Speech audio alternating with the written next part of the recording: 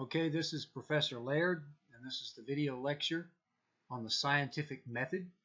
This is a class that I give to all of my classes in social and political science because it's a very important topic to understand and appreciate what the scientific method is and how important it is into the study of social science and political science. Before we get into the actual definition of the scientific method, let's talk a little bit about why we as human beings have a tendency to disregard science, perhaps discount it somewhat. And this is part of how we are as humans. We've spent a long time evolving into the humans that we are today. And for much of our development of our brain, we were using our System 1 thinking, which is based on our intuition. Our intuition is extremely important. That allows us to use our senses to figure out what's going on and make quick decisions based on what we see or what we sense or what we've experienced. So obviously, intuition is very important. You could perhaps argue that as we were developing as our hunter-gatherers, we would use our intuition quite a bit, our System 1 thinking, to react the flight or fight syndrome that our brains really became brains using predominantly this System 1 thinking.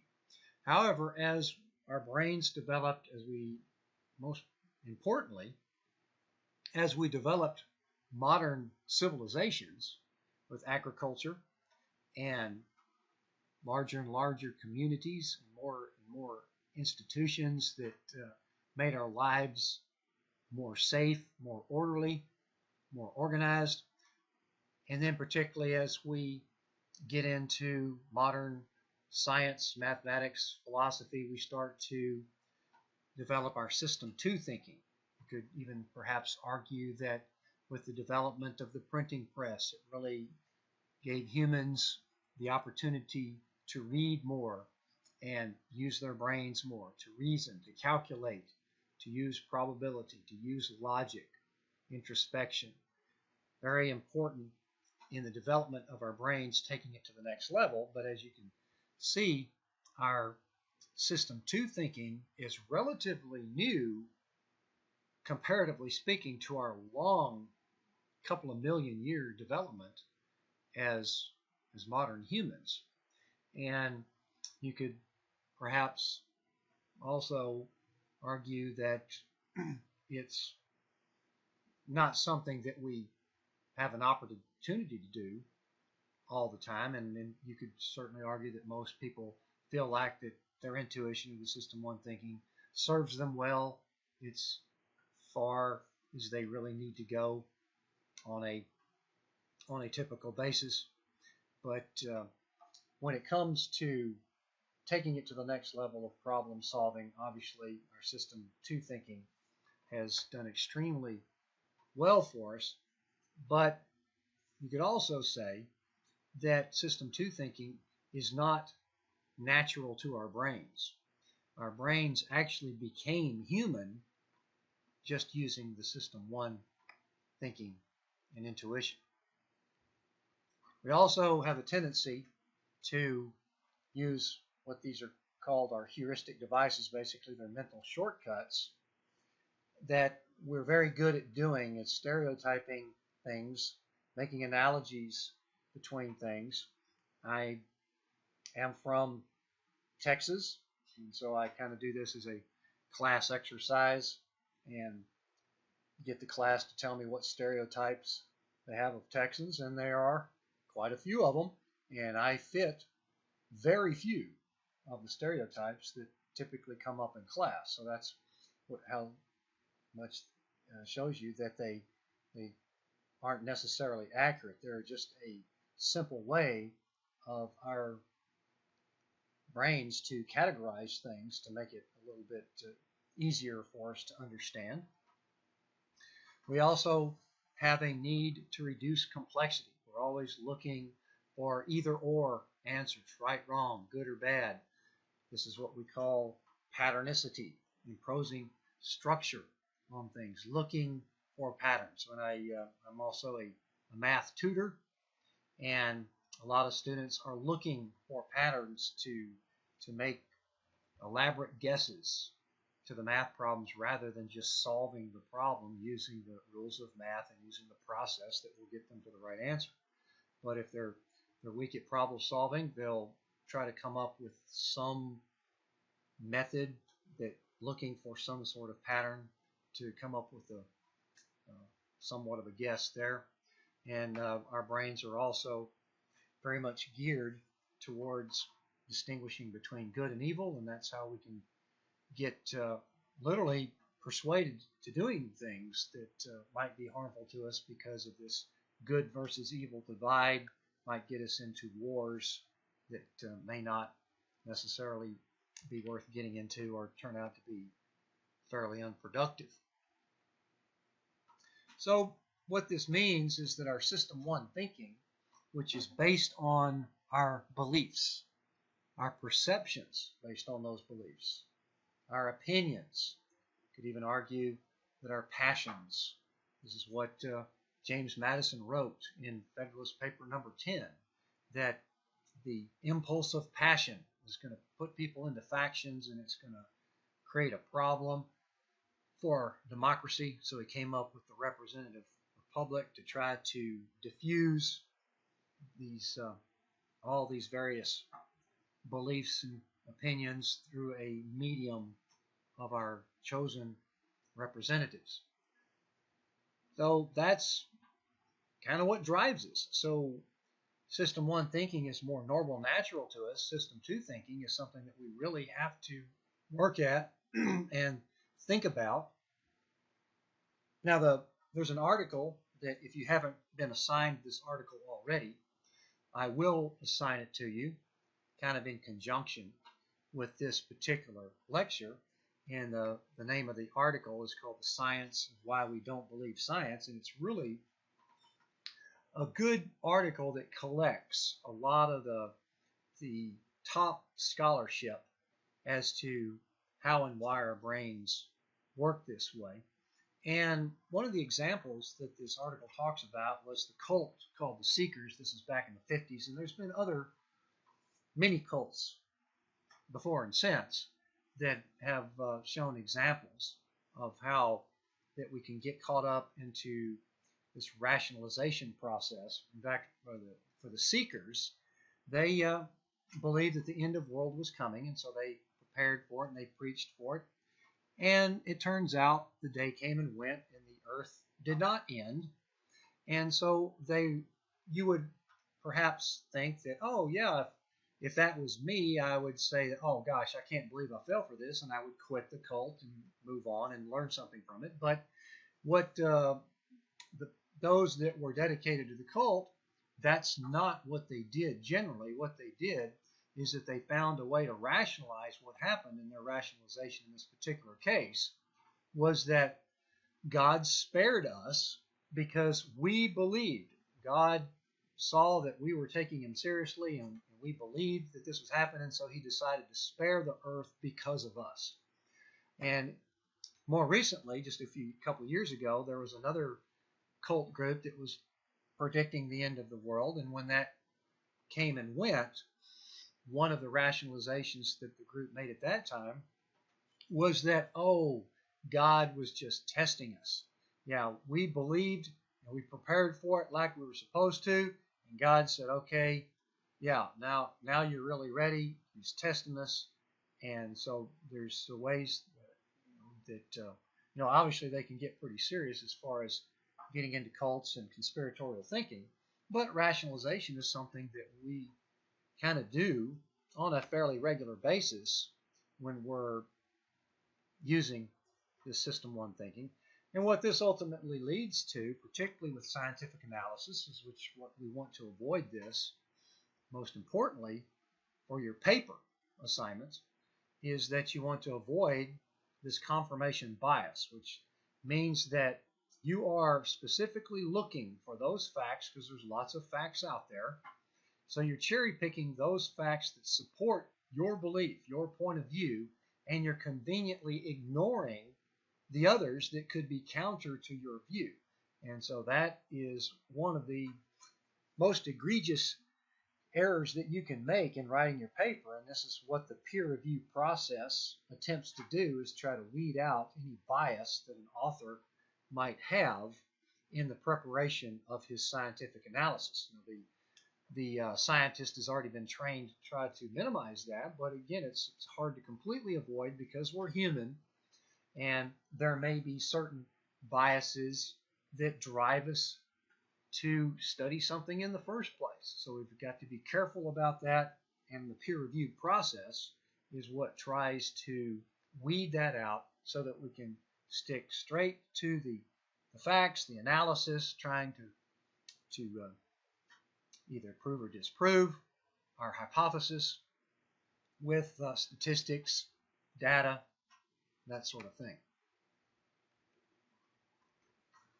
Now, education, interestingly enough, may not change people's views because the socialization process is very strong. We're socialized to believe various things, whether it's socializing people into certain customs, certain traditions, particularly into religious beliefs, and even ideological beliefs. People are socialized by their parents into following a political party. And this conformity is also very strong to our nature. Conformity goes all the way back. Conforming to your group is what helped your group survive.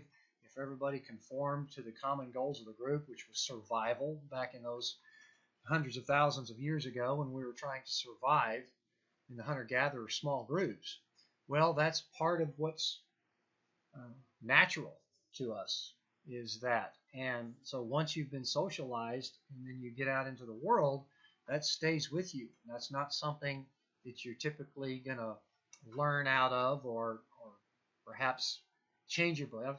Obviously it does happen, but it's a pretty strong hold on us. So it takes effort, obviously, along with this education to say, okay, well, maybe I am being biased here, or maybe that if I wanted to understand this better, I would let go of some of my biases or beliefs. Groupthink is a common problem that gets into relatively small groups of leaders and decision makers, and there's been some famous examples over the years. Scientists will argue, particularly political scientists will argue, that the Vietnam War was a common, or well, as a very strong example of groupthink. Particularly, everyone in the group was dedicated to fighting the evil of communism, and led them into some decisions that, particularly with the Vietnam War, disastrously, counterproductive to what the intent was. Some people argue that the Iraq War, that was led by a relatively small group of insiders that were really kind of focused on getting rid of Saddam Hussein, at the risk of coming up with some reasons that turned out later to be not valid reasons. So this collective faith to a group, or the loyalty to this group or to the leader, and the tendency perhaps to overestimate your stance, or that you're being the right way to go, or to moralize your policy, that sort of thing, or to categorize you as good and the enemy as evil, things like that. There's various different ways of getting into groupthink.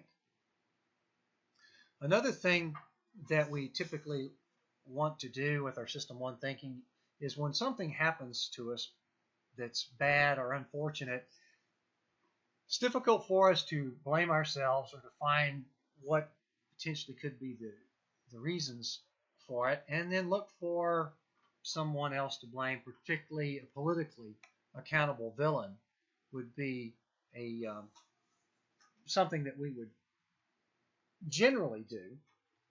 And one example is the article that really slipped through the peer review process back in 1998. The Lancet, very, very prestigious medical journal, but this article slipped through that correlated the child vaccinations with autism, and it created quite a firestorm of controversy, and it was disproven relatively quickly. There's been dozens of peer-reviewed journal articles that have come out since then using the same data and have not found the connection. In fact, once the investigation got underway, it was incredible how much conflict of interest there was on that study. I don't know the specific details, but in general, it was a very small data set of just a few children, probably less than 10 children, and their parents were part of a class action lawsuit against the pharmaceuticals, and they literally hired this, it wasn't that direct, but indirectly hired this medical research to come up with this finding. And so literally you couldn't find a stronger conflict of interest with that particular study, and it slipped through the peer review process and has not been duplicated since. But here's the I guess even more interesting part of this is in the aftermath, a lot of people latched on to this finding that they would hear, and then they would put things together, patterns, and say, oh, you know what? I noticed my child was having these symptoms of autism right after we took him to get his vaccinations. And so they'd start making these patterns and connections and analogies, and then it swept, and there was over the past 20 years, there's been quite a bit of people who have literally kind of advocated against child vaccinations, and it's been a pretty serious problem in that measles outbreaks, whooping cough outbreaks, the types of diseases and illnesses that were very much preventable with these child vaccinations. We've seen very noticeable spikes and higher outbreaks because of this movement of trying to not use child vaccinations because of this supposed connection to autism, which has never been proven. And in fact, it's been discounted numerous times since then. But this is, again, an example of how our system, one brain, wants to work. Max Planck, a Nobel Prize winning physicist, quantum theory, quote here, that a new scientific truth does not triumph by convincing its opponents and making them see the light, but rather because its opponents eventually die. And there's Max Planking right there. Sorry about that. I couldn't resist. I don't even think planking is even cool anymore. Some other things that we're very susceptible to is social influence. We've already talked about conformity being somewhat natural to our brains in order to create order and survival, that sort of things. But we do know that this is why economists study about incentives. We know that individuals can be nudged into doing things based on what other people are doing. And this is why we are good at emulating what other people are doing. If it works, let's try that. This is why advertising is so effective. Other people are buying it. This is why we get into these fads and waves, and even in some cases fits of panic and hysteria because of what other people are doing. We jump in on that and get convinced to do it. We also see that depending on what the dynamic is within a group, if somebody starts something within a group, two very similar groups of people can end up behaving in very different ways based on what some threshold is reached within that group as far as whether it's conflict or some sort of type of behavior. This is something that gets studied to where literally a physicist would study human behavior by looking at these group dynamics. Very prominent philosopher says when people are free to do as they please, they usually imitate each other. And so that's another example of how our brains work. Not good, bad, right, or wrong. This is just how we operate. And if something looks like it's a good idea, why would you not copy that anyway? That's one of the things that we see in international relations. When one country is doing something that's successful, other countries could emulate that, particularly if it's some sort of economic process or whatever. Now, the problem we see here with our policymakers, our politicians, our decision makers in government, what we see is that the more and more they start to divide up into their ideological divides, party loyalty, what we're seeing is that policymakers are relying more and more on intuition as to the causes of problems rather than studying them. For example, a politician will say, well, I know what causes poverty. It's because people are lazy and they don't want to work and they're looking for government handouts. Problem solved. We just, what do I need to study it for? And then another person on the other end of the political spectrum will say, well, I know what causes poverty. It's racism and discrimination and inequality and lack of opportunity. That's what causes poverty. And so what you have here is kind of a mixture of the two that needs to be studied, and it could have different solutions for different aspects of the problem in different locations. That's one of the problems with government that we might be seeing is that if we already know what the answers are, if we already know what's right and wrong based on what I've been socialized to believe or what my party loyalty is, well, elect me so that I can make sure that we're doing what the right way is rather than studying problems and analyzing them and trying to come up with a solution that may have the best benefit. Now, I've been guilty of this. I haven't done it in a while because of this, but occasionally during my social science or political science classes, I'll be trying to get a point across, and like I said, I also tutor math, and I'm going, I've tried to teach people the concept of quadrilateral equations and limits and things like that, and so I'm trying to compare that and say, well, now this is not rocket science. This point I'm trying to get across here. However, this is what's somewhat ironic about it. We actually know more about rocket science than how the human brain works. And the human brain is a product of nature. And so if somebody tries to discount social or political science, the first thing I'll say is, well, no, because social and political decisions are made by our brains, which is a product of about 6 million years of human evolution in nature. So can't get more scientific than that. Now, common sense is a product of our intuition and our System 1 thinking, which is valuable to us. Common sense is knowledge that can be learned by simply participating in society, by experiencing life. If you travel a lot, you'll have more common sense on how to get through airports or how to negotiate your way in strange territory.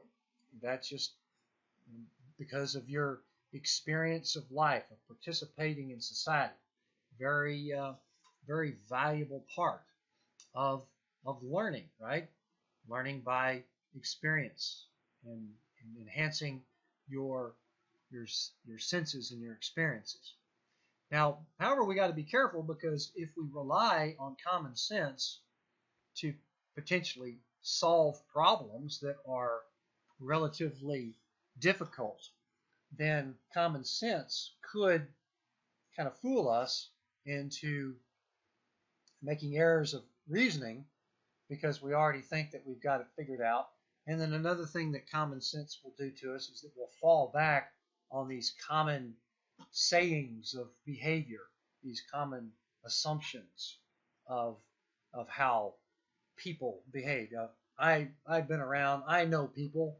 Well, yes, you might know people and have experienced a lot of people, but when it comes to solving problems based on costs, benefits, incentives, etc., here's an example using a some situation where, let's just say we're out in an open field, and what we have is a gun pointed straight out, loaded gun. We have a bullet. We're also holding a bullet in our other hand. And so the purpose of this experiment is that I'm going to shoot this gun straight out into the field. You know, we've made all the safety precautions that we need to make. It's open, clear field as far as we can see, nobody around. So what I want to do is the very same instant that I shoot the gun, what I want to do is drop the bullet at exactly that same instant. So what would be my little experiment here, and I think because see, what we want to do is drop that bullet as soon as we shoot the gun, and I think what we will probably already see what's coming here is that the instant that I shoot that gun and then I drop that bullet, what our common sense will tell us is that the bullet that we drop is going to hit the ground a lot sooner than this bullet that's going to fly way out here into this field. It's going to drop, it's going to hit the ground here quicker than this bullet is going to get out there. And that's common sense. That's because I've asked this question in all of my classes for many years, and it's almost unanimous, at least as far as the students that respond, that yeah, that makes sense, that this bullet is going to hit the ground that I drop here quicker than this bullet that's going way out there into the field. Well, what physics tells us is that those bullets are going to hit the ground at exactly the same time. Now, of course, this is taking into account no wind resistance, because wind resistance is going to provide a little bit of a deceleration effect on this bullet here. But discounting for wind resistance and any elevation differences, we know, and we can prove it on a small scale with ball bearings fairly easily, that these are going to hit at the same time. As this bullet is dropping, this bullet is also dropping because of gravity, and they hit the ground at the same time. And that's hard for a lot of people to wrap their head around, but that's where our common sense could potentially mislead us into making wrong assumptions when calculations and analysis proves otherwise. So this brings us to the scientific method, which came into being particularly in the Renaissance period into the Enlightenment. Could certainly argue that the first scientific, I guess you could say, scientific theories that were coming into being that really started to shift our thinking were theories by Copernicus, as far as the Earth revolving around the sun instead of what we had believed for many, many centuries. Galileo and Kepler that built onto that. And then as we get into the 1600s, we see that mathematician philosophers in particular, such as Descartes, Francis Bacon, started to come up with this scientific method of trying to figure out how things work rather than just make these assumptions based on religious beliefs and dogma. And so then, particularly as we get into the 1700s, well, particularly the late 1600s with Isaac Newton, that really kind of took it to the next level with physics and calculus. And then as we get into the 1700s, well, we started to see, first of all, John Locke with more political philosophy. We already talked about Hobbes in his theories on political states. And then we get into the 1700s with even more philosophy on science and politics, such as Hume. Some landmark works. We talk about Adam Smith and Montesquieu, who came up with the three branches of government, checks and balances, that led right on up into our Constitution, which was a product of this Enlightenment thinking that utilized a scientific method.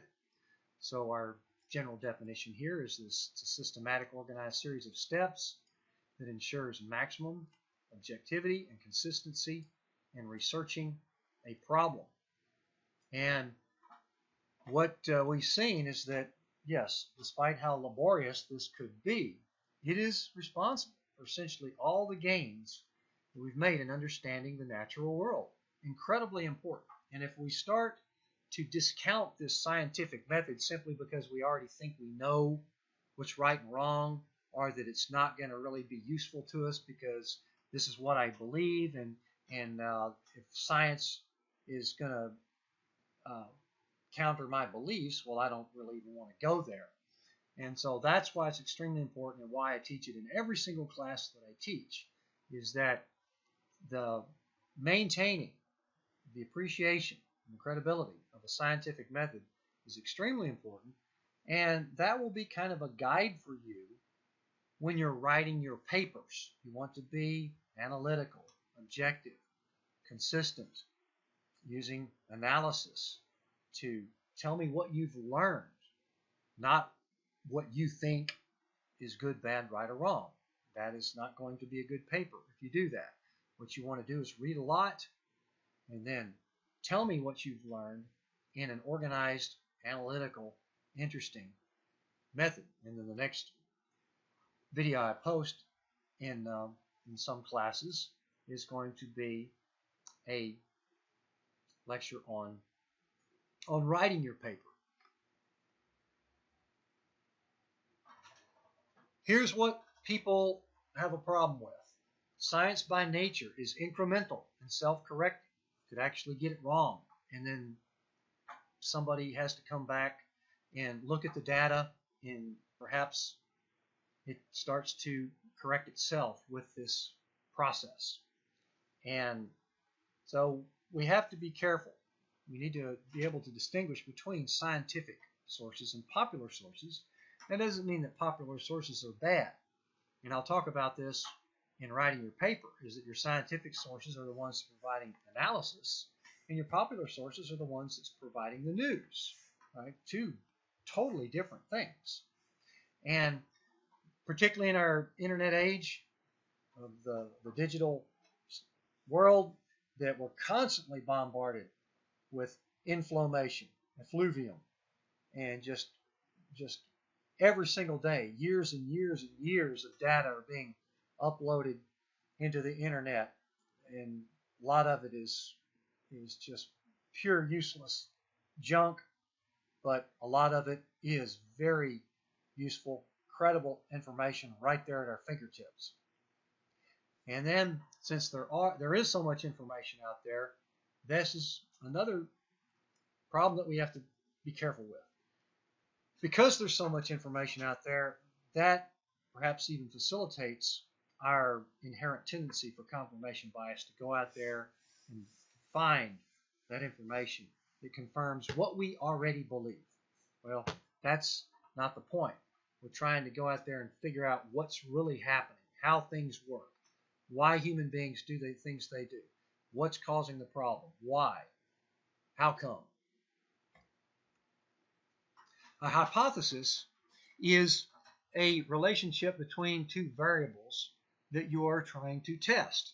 So if I have some variable x, which is my independent variable, and then I have some dependent variable y, so I would come up with some sort of test or data that I could collect, and then figure out some way to test this relationship or to measure this relationship so that I can see that, yes, something about x is significantly related to y. It may not necessarily be causing y, but it could certainly be contributing to Why? A theory is the overarching idea or assumption that attempts to explain or predict. Probably have talked about this already in class.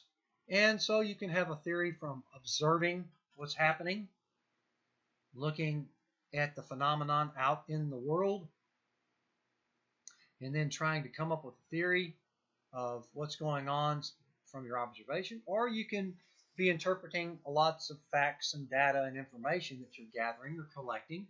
And from the interpretation of those facts, you could come up with a theory as to how things work. Now, this is a very important question. Probably have talked about this in some of the classes as well already. But what makes a theory a theory? What makes it a valid, credible theory? And a lot of students will really kind of hit all around this, but never really get the point, is that what makes it a theory in the first place is that it's falsifiable. It can be disproven.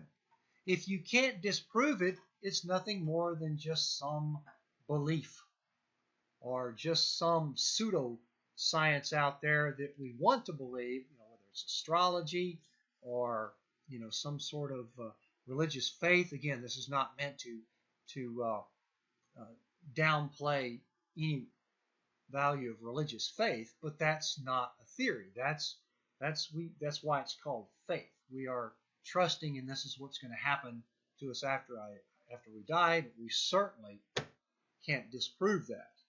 Can't prove it or disprove it, either one. But so that's what's very important about a theory, is that it can literally be disproven. That's the very big dividing line there. Now, this is something that may come up, may not come up in class later on, but if you are trying to utilize a scientific method to design some sort of research project, well, there's lots of different ways you can do it. You can collect data. You can try to find credible sources.